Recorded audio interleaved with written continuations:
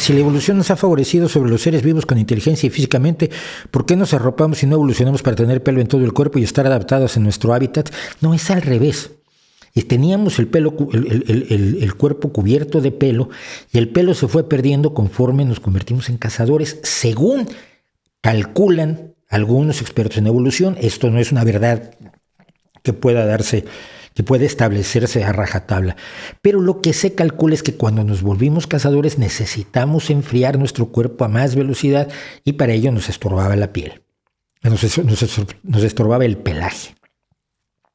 Entonces, la evolución llevó a la pérdida de pelaje, salvo en lugares concretos, la cabeza, la cara, sobacos y entrepierna, para podernos enfriar, porque el ser humano es un cazador de grandes distancias, es un cazador de agotar a la presa, no es un cazador de sprint como el guepardo. El ser humano, y esa es su característica. Creo que la velocidad pico que ha conseguido un ser humano es Usain Bolt, algo así como 44 kilómetros por hora.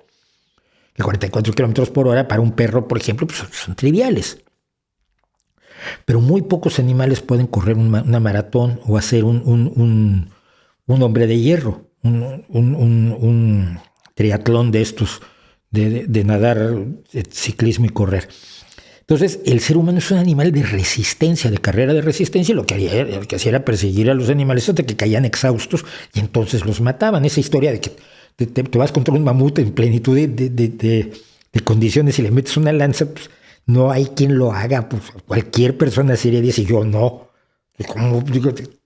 Me mata, me aplasta. Entonces nuestra cacería siempre ha sido así. Entonces se supone que, entre otras cosas, por eso perdimos el pelo, porque además estábamos evolucionando en el África tropical, en los alrededores de Etiopía. Y luego cuando nos movimos a climas más fríos, pues necesitamos arroparnos. Pero si tú te regresas a Etiopía, vas a ver que puedes andar perfectamente en pelota picada, y si te pones un taparrabo será meramente por cuestiones de pudor.